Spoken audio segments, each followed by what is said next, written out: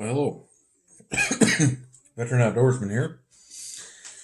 And today we're going to discuss something that really doesn't get enough attention. There's a good series of videos out there right now that I'm going to mention later, but it really doesn't get enough attention. Still trying to get the right angle. Give me a second here. I can get you guys a little bit better. I do all these on the fly, so if my camera angles aren't perfect, oh well. Doesn't get enough attention. And that's shot placement. And this, what I'm going to talk about, it doesn't matter. I'm specifically talking about on big game animals. On the white-tailed deer is what I have the most experience with. But specifically on big game animals. And it doesn't matter if you're hunting with a bow, a crossbow, a rifle, muzzleloader, shotgun, whatever. The shot placement is important. And they don't talk. When you ask somebody where you shoot a deer, well, right behind the shoulder, and that's it. Don't talk about, well, what if it's quartering to you? What if you're straight down on it? What if it's going away? I've already mentioned a couple angles. People go say, well, you just don't shoot. Depending on your equipment, especially with a rifle, all those shots that I mentioned are possible. They're all kill shots. So, let's get started. Basic anatomy of a deer. Now, I'm no artist, but here's a broadside deer. You've got the leg, shoulder comes up, bends forward. That would be your shoulder socket right here. Here's the scapula. Here's the scapula, shoulder blade. You got lung. You got heart down here. Diaphragm. You got liver behind that. Now, if you look at your 3D targets, your archery targets, your bow hunter, you look at your archery targets, many times, and I think this is the reason we gut shoot a lot of deer in total, many times what they show is you get the crease of the shoulder and then the lungs are way back here. And they're bigger than they should be for an animal that size. Almost always on a deer target, they're bigger than they should be. And they're further back than they should be. Next time you get a deer, pay attention. The lungs tuck up tight to that, what the ranch fray calls the vital V. They tuck up tight behind that. The heart kind of sits down in the bottom of the pocket. You got the lungs. This is more for placement. This isn't perfect as far as scale, obviously. I just hand drew this. But you get the diaphragm that comes down at an angle, comes in forward to the. You get your sternum here, it's the bottom of your rib cage, the bottom of the front of your rib cage. Your diaphragm's in this area here, but your diaphragm angles back along your ribs. It doesn't go all the way to the back of every rib either. I can remember as a teenager, I was probably 17, talking with a guy at church, a big bow hunter. And he said, well, because we were talking about shot placement, he said, well, as long as you hit a rib, you're hitting lung. That's not true. You pay attention to where the diaphragm goes, it cuts back. You get your diaphragm here, and it cuts back. I've still got ribs down here. But you get ribs behind the diaphragm. Just because you hit a rib doesn't mean you're going to hit lung. And the lungs, they're not as big as everybody thinks they are. On an average size whitetail, maybe like that. Obviously not that shape. They're curved. So a higher hit has a better probability because they're shaped like this. A higher hit has a better probability of hitting the lungs the further back you are. And also, if you get a little too high, you hit the spine, that drops them. Not recommending spine shots. We'll get to all that. But you need to understand the anatomy. And then from different angles. Now, if you look at the top, you get the heart between the lungs. It's not quite like I showed it, where it's a little offset, but that's okay. You get the heart between the lungs. You got both lungs. You got your diaphragm. You got your liver back there. Again, it's much further forward than most people think. Is it like an African animal where it's tucked up behind the shoulder? No. But if you follow that crease, that V, that you can see on an animal. Let me see. I'm going to flip through here, see if they've got any live deer that we can, any pictures of. Well, here's a target. Now, here's a good example. Here's a target, and you see the V right here of the shoulder. But look how big those lungs are. On an animal that size, those lungs stop about here. They don't go all the way back to the hip crease. But we're shooting and practicing on these 3D targets if you're a bow hunter. And we're taught, well, if you're hitting them vitals, that's a dead deer. You get a back lung, what's a back lung shot on this target? That's straight guts. That's not liver. That's nothing. That's guts. Is it vital? Will it kill the animal? Sure it will. You're going to have a long night. You're going to have a hard track in the morning. You shoot that deer at 15 minutes before the end of shooting light. Don't even worry about looking at that night. Walk up, figure out where you were, mark your spot, and leave. Come back, 8, 10 o'clock the next morning. Get on your hands and knees, get a dog, and you might find it. That's not where you want to hit one. They're way too big on most targets, and we've conditioned ourselves, hey, that's a vital shot, that's a vital shot, to the point that there's a tree blocking the deer's shoulder. So we put it a little further back than we normally would. Even with a rifle, we put it a little further back than we normally would, because that's still a vital shot. Then we hit all guts. What happened? You didn't hit it in the right place. So, let's talk about shot placement, shot angles, things like that. I also encourage you, go to Ranch Fairy, look at quartering 2 shots. He's got a series. There's 3 videos out now. One just dropped today. Quartering 2 shots. Great information. He does necropsies. He cuts animals open. He shows a lot of different diagrams. He's got more knowledge of the respiratory system because he's a respiratory therapist. He explains it better than I will. My thought is, you put a hole in it, they die. I will share a little bit of my experience. I was a combat lifesaver in the Army. That's just a class you take. You learn how to stop bleeding and things like that.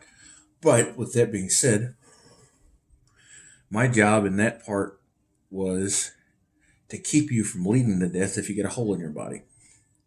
So you reverse engineer that. And yeah, I stole that from another video.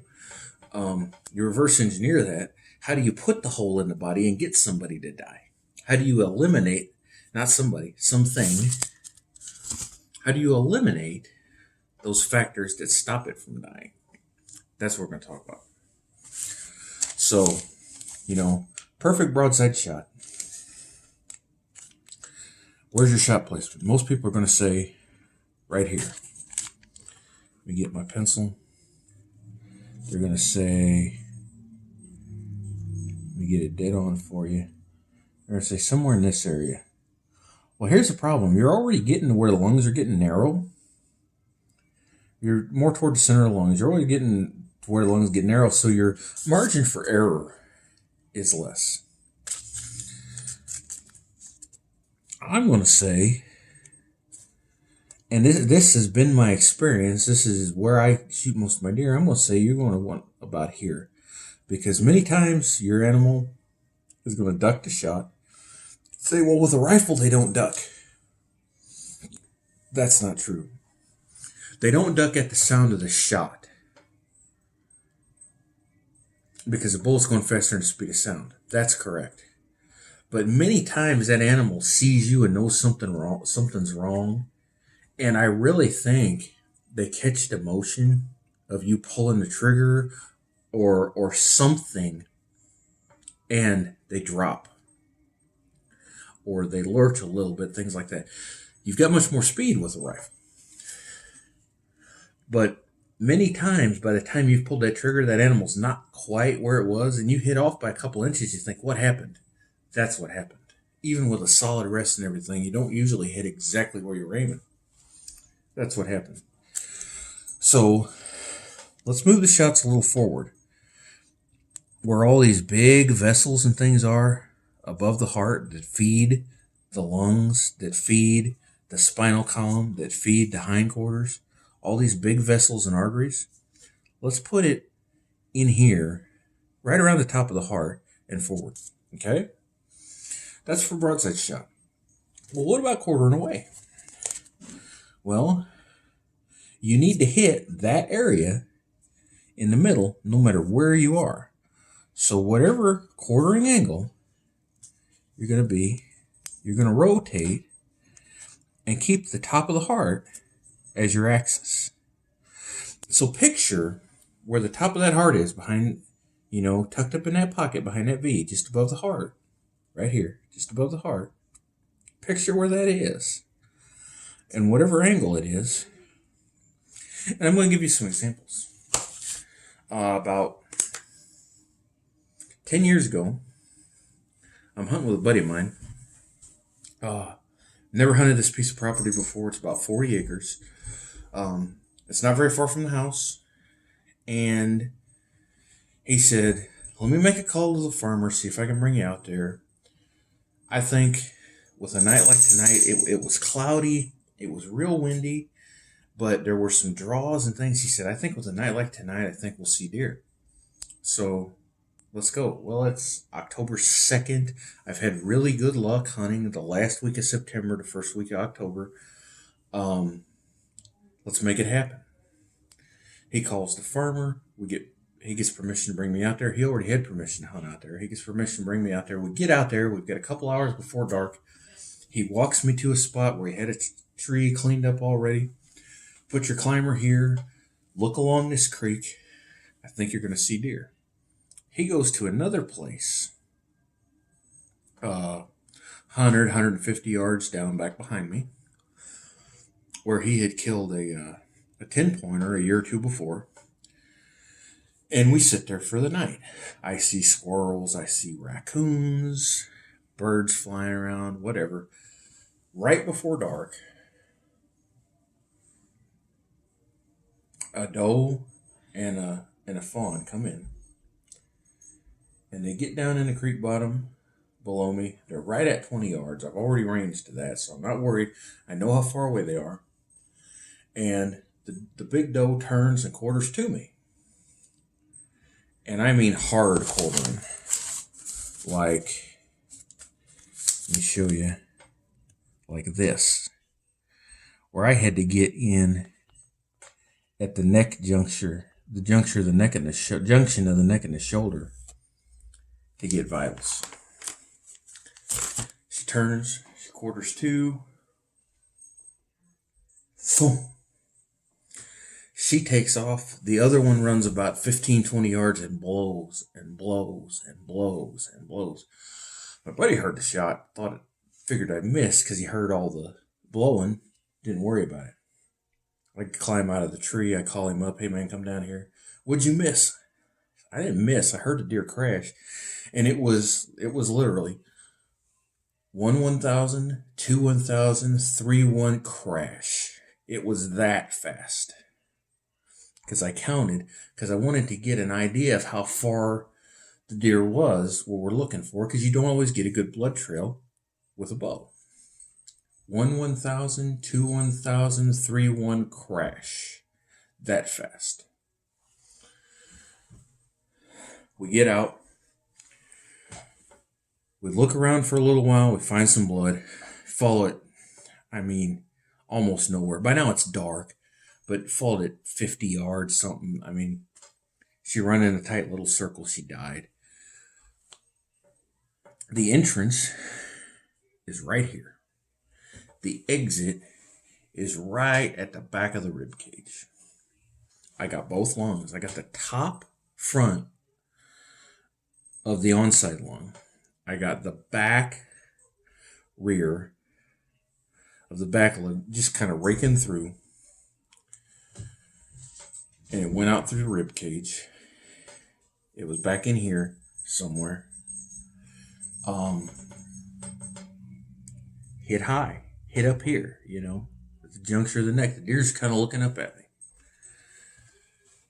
Cut the neck muscles and things. But the great thing about it, and the reason it was a fast kill, it went through and it cut all them arteries above the heart. The heart's pumping to nothing now and just spilling blood.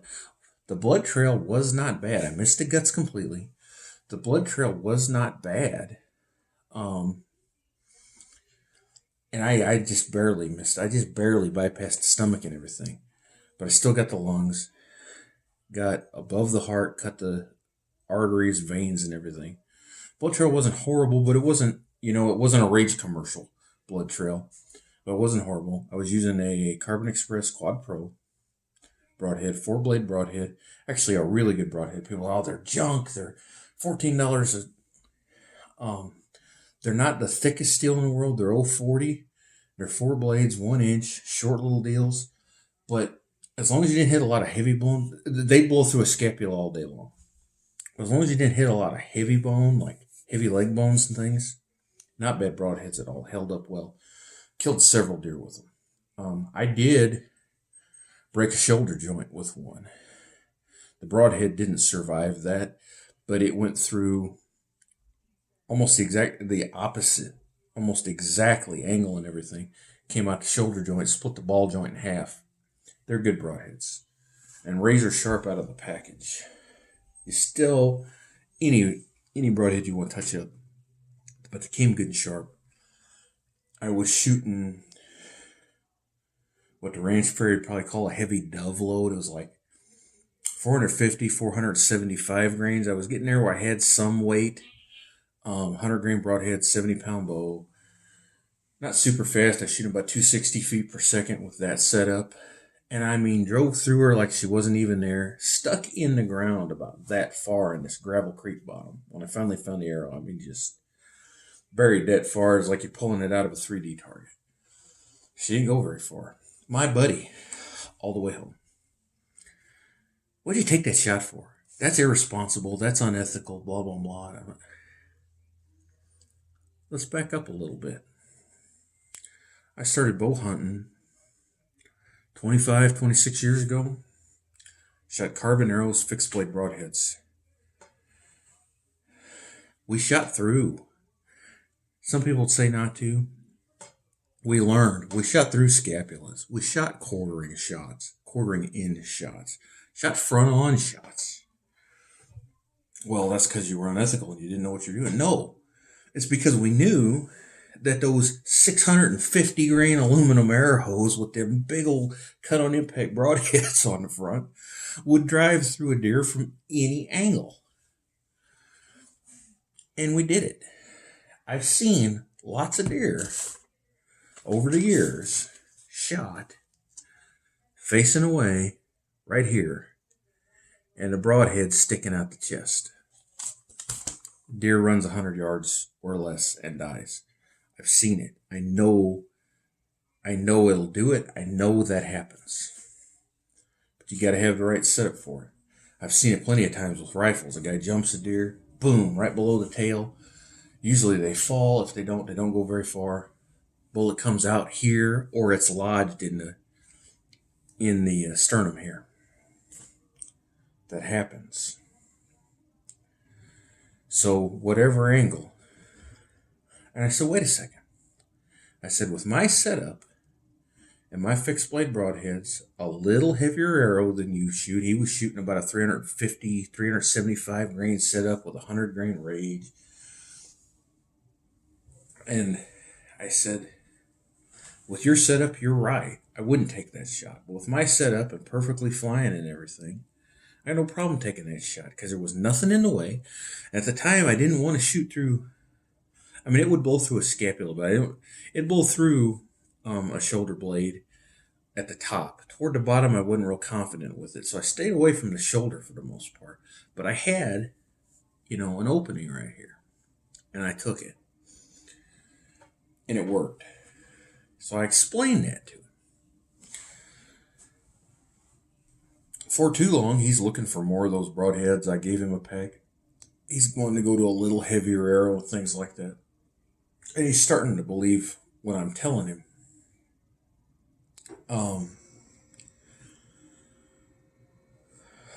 It works. It works. And you say, well, you're talking about bow hunt. Well, bow hunt is the most critical. Because all you're doing is just slicing a hole through the deer. You don't have the hydrostatic shock of the bullet causing hydraulic interruption and destroying tissue. When it comes to a rifle, though, the shot placement's the same. You take a deer and you put a bullet right there above the heart and cut all those arteries. Most of the time, it's just like that, lights out. Many times, it's a thrash. They fall, they thrash in a circle, they die. I've never had one with that shot placement make it out of sight. Not saying it doesn't happen. I have never seen it happen with that shot placement with a rifle. With a bow, they rarely make it out of sight. So, get this target stuff out of your head, where lungs go all the way from shoulder to hip. Get that out of your head. That doesn't happen. They don't cover the entire side of an animal. People really think, because of these targets, that as long as they hit between shoulder and hip, they've hit the deer's lungs. And then when they gut shoot one and they can't find it, they yell and they scream and they cry and they call their mama and I can't find my deer. You hit them in the wrong place. It's that simple. And we've been conditioned shooting these targets, even paper targets. You buy them and you shoot them with your rifle. You got the lungs way out there. A deer does not have an 18-inch vital zone. The old adage of, if you could keep it in a paper plate, you can kill a deer. Well, that's about that big, folks.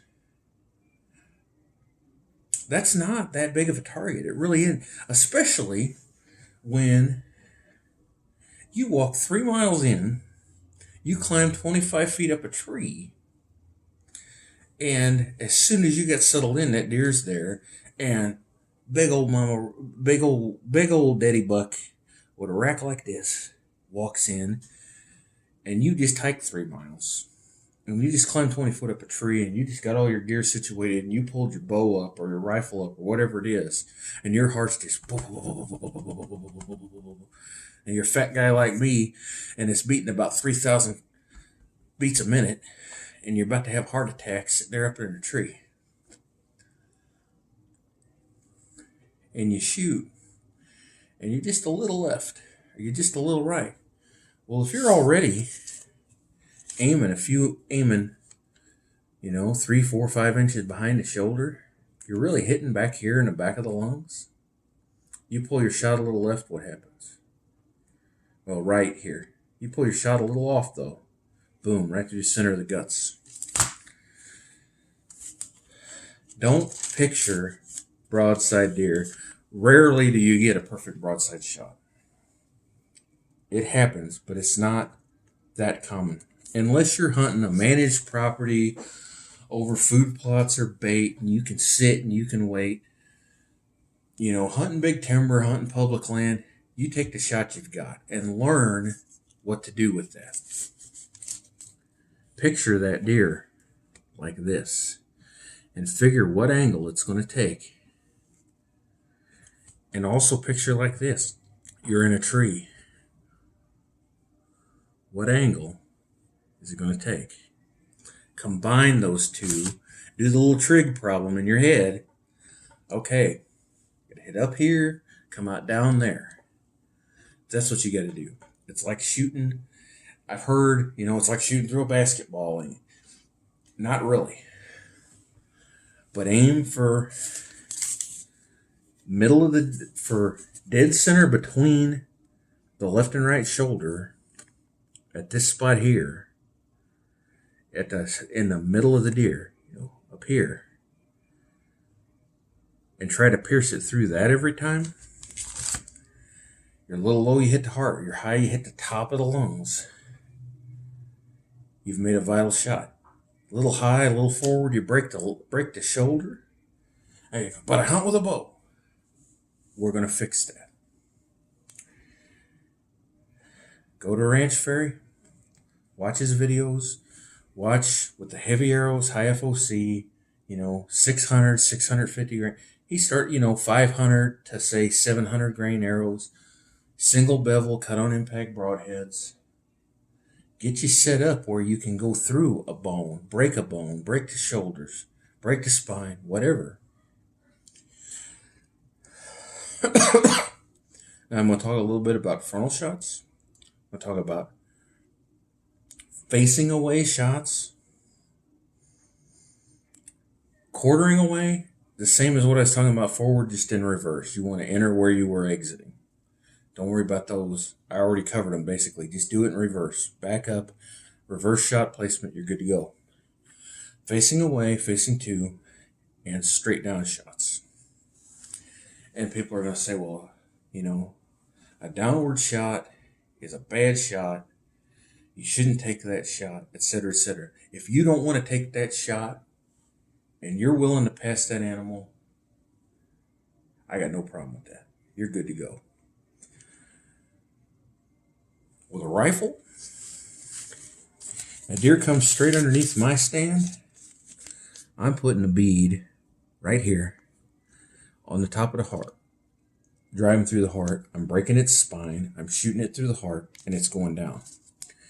If I miss a little left, you get one lung. A little right, you get one lung. But you get a rifle, you get a lot more disruption. You're more chance of killing it. But you have to be very precise. Can you do that with a bow? With the heavy setups that I'm talking about, 600 grains, 650 grains, single bevel broadheads, high FOC, 20, 15, 20, 25% FOC. I got about 20, 21% FOC, 650 some grain arrow. Can you do it? Sure. Would I take that shot with my bow? Probably not. Would I take that every day with my rifle? Probably not. Where it is, more than likely the deer is going to move one way or the other. You're going to get a slightly better angle. I'm not a big fan of the straight down shots. But if you want to take every shot possible, you got to know where to hit them. And that's the only shot, is right through the heart. That's the only shot you've got. And it's a piece of meat the size of my fist or smaller. But you've got to get that. That's it. Then, the good old Texas heart shot. Deer's facing away. You shoot it right under the tail. Comes on through. The deer can move and wiggle and things like that. I don't really recommend that, especially with a bow. But is it possible? Sure. Ranch Fairy's got a video where he shot a pig like that. Is it possible? Sure. With the right setup, will you reach that far? Sure. But this is where it gets, even with a rifle, you have to have a projectile that's going to hold up through all that. You got to get through a full stomach of wet grass and things. You ever watch the old videos where they did ballistic testing and they used wet newspaper to trap bullets? That wet grass in the stomach, that's the exact same type of stuff. You got to get through all that and into the vitals. And again, You've got to aim for the heart because the lungs are no longer lined up. They're like this. They're like this. Your heart's in the middle. You've got to aim for the heart. And you cut those vessels, you get the heart. Is it possible? Sure. Have I seen deer shot like that with a bow? Of course I have. Fatal shots, not long tracking shots? Sure. Do I recommend that shot? No, but I know somebody's going to take it. You've got to know where to aim. Same with a rifle, but you got to have an arrow or a bullet or a shotgun slug that is going to make it through. This is not the place for mechanicals. This is not the place for even your muzzies or your. Somebody's gonna say, "Well, I shot one with a muzzy and it went all the way through and I never found the arrow." Okay, that's not going to happen every time. This is the place for really sturdy built 2-blade broadheads. This is not the place for ballistic tip bullets. This is not the place for Foster slugs. This is a place for, Barnes X, Nosler partitions, heavy duty projectiles to get all the way through.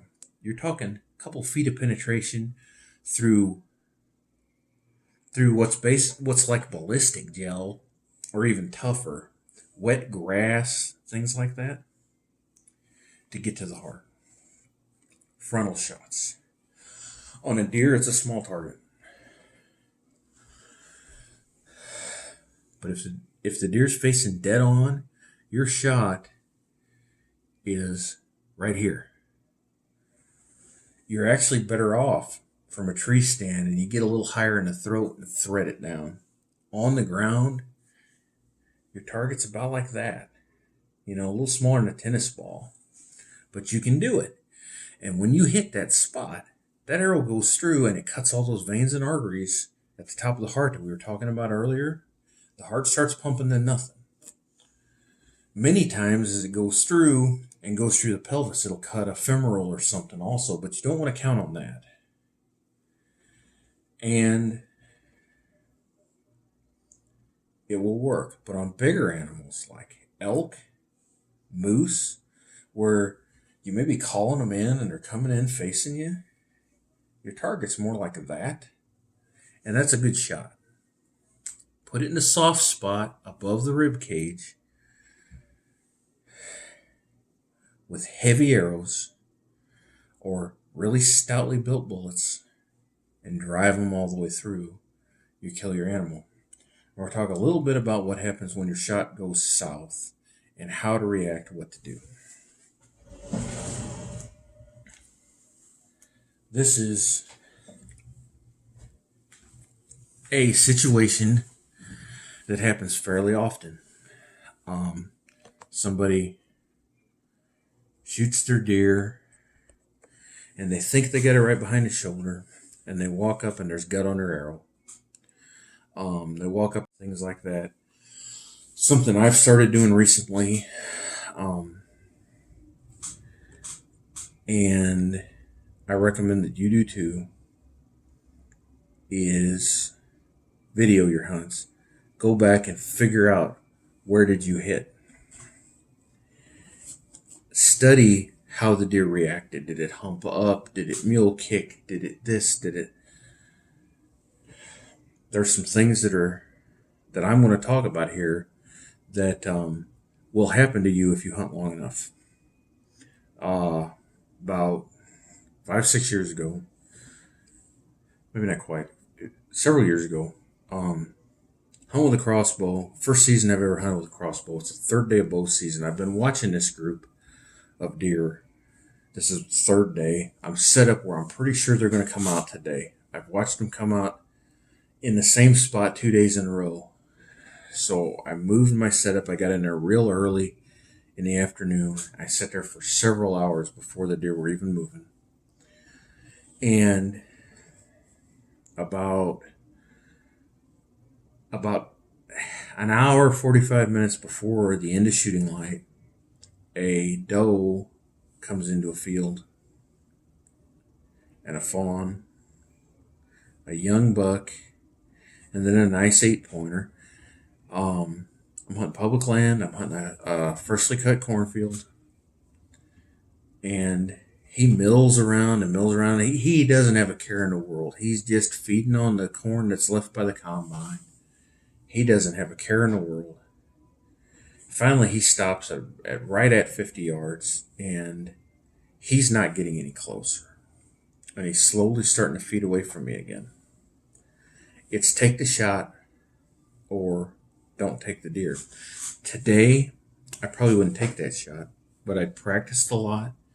I knew I could take the shot. The shot was perfectly broadside. The deer is facing, or the deer is perfectly broadside. I'm sitting in a chair. I'm on the ground. I got a ghillie suit on. The deer doesn't know I'm there. I got all the time in the world to execute the shot. I'm using a crossbow. I put the 50-yard pin right behind his shoulder. I squeezed the trigger. The bow, whack. The arrow, I hear kind of a hollow thump, kind of squishy. Didn't sound right. Well, but before I heard that impact, the deer had already moved about 1.5 feet. Well, this isn't good. I'm shooting a flapper. It's a Knapp Shockwave, I think, over the top 3-blade. They shot good. They worked in this scenario, but if I had hit any kind of bone or anything, this story would have ended completely different. I find my crossbow bolt. It went all the way through. There's gut on it. My heart sinks. I'm looking for a little bit of blood. I walk over real quick to where the deer entered the woods, and the deer's laying there, but its head's up. And I just back out. I don't have my crossbow cocked or I'd have shot him again. I just back out real slow, and as I'm walking away, I watch him get up real wobbly-legged. He's already lost a lot of blood. Something's wrong. And he just staggers away. It looked like he was going to fall any second, so I just stood there and watched. He got out of sight, but I knew that deer didn't go very far. Otherwise, I'm leaving this deer 12 hours, and I'm coming back in the morning, and the meat's all going to be bad because it's 75 degrees. The meat's going to be bad, and there might be coyotes on it, whatever. But he was wobbly-legged already, and he was real slow, and he was hurting. Had I waited another 10 minutes before I walked in there, I'd have found him laying there dead where he stopped the first time, within 100 yards where I shot him. So I back out. I've got about a half hour till dark. A guy that was hunting, that I didn't know, was hunting down on the other end of the field, actually watched me shoot this deer. He come down and asked me if I needed help, and I said yes. You mind waiting till dark, and we're going to sneak in real slow and see if we see him laying in the bed or if he's dead already or whatever. Sure, I explained to him what happened. I said, but I know I hit something vital because this deer is real close to death. Okay. So we wait. We start inching in real slow. We obviously find some blood right there at the bed. We go in the direction of where he walked, which I was glad I had. We find just a few drops of really dark blood. I mean, like, we're at night with a flashlight, but you're talking, almost like, just real dark red blood. And just slowly, and I hear, here he is. I said, is he dead? Yeah, he's dead. So I walk over there. He made it maybe 50 yards from where I had last seen him. I remember I didn't spook this deer. The deer knew something was up, but he didn't know I was there. And he just got up and slowly walked off. He got a little ways down, laid back down. What had happened was I hit the deer in the front of the hams, in front of the femur, the front part of the ham, And there's an artery, not the femoral, but there's an artery that goes through there. And I cut both of them, one in each leg. And I also cut several sections of the intestine. That's where all the gut came from. And he went almost nowhere.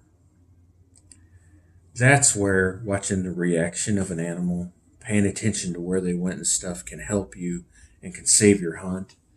Had I just found my arrow and had I not seen that, I'm not recommending walking up to where you last saw him and take necessarily when you find gut on the animal. But I thought if I just peek my nose into the woods real slow, I might get a glimpse of what's going on. I was hoping to see him laying there bedded. And I'm going to, walk out and I'm going to come back at 10 o'clock at night and I'm going to sneak in real slow and hopefully his head's down by then. But what I saw was telling me that in the next half hour, he's done. So I waited. I walked in real slow and I found him. Pay attention to the reaction. Pay attention to your blood. Pay attention. I saw a video this season of a deer shot very similar. The arrow went through back here, somewhere back in here, a little further back than what I made my shot. Mine was more toward the front of the hams. This was toward the back and kind of angled down. But as the deer was running away, it looked like you had a water hose spraying blood. And I mean, just pouring. And you could see it from the video from the distance of like, say, 40 yards. And blood's just pouring. And lots of people said, you got to leave that deer 12 hours. You got to leave that deer 12 hours. You hit it too far back. And a couple of guys said, the way that thing's pouring blood, you had to have hit that femoral artery. Once it gets dark, give it a little bit of time. Sneak real slow on the blood trail. Shouldn't be hard to stay on it. And, just peek over logs and things like that. You're going to find your deer either laying there with its head up really weak or you're going to find it dead. If it's laying there with its head up really weak, back out and just keep an eye on him, wait for him to die. If he's already dead, then you're good. So the guy went in, he snuck along, he found his dead deer within about 100 yards of where he'd shot. I mean, just barely made it into the woods. It was in a field. Barely made it into the woods. And what he'd done, he'd hit the femoral artery and the testicles. Poor deer. But there's a lot, if you know anything with human anatomy, in the genital region, there's big veins and arteries and things. That was contributing to that blood loss as well, but he hit a femoral artery, which, like a water hose full of blood. Pay attention to your shot. Pay attention to how the deer reacts. Pay attention to the blood. Are you going to lose one from time to time? Unfortunately, there's a good probability of that. But take the proper precautions. Use the right equipment. Use your heavy arrows, your stout bullets. Make the shot placement right. Drive them through an animal. Pay attention to the blood. Pay attention to the reaction. Take your time. Sneak through the woods on a blood trail because weird things happen. Find your dead deer. Save a steak for me. This is Veteran Outdoorsman. I love y'all. Remember, Christ is King. Pay attention to what I said. I know this is a long video. I know I have a tendency to do that and I ramble a lot. I thank you for your patience with that, for watching the video. Like, subscribe. I've got some new video equipment. I'm going to be doing some more tutorials like this. I'm going to be doing some more fishing equipment videos and things coming up. I'm going to do some stuff in the garden in the next couple of months, getting it ready. And I hope you enjoy it. Catch you later.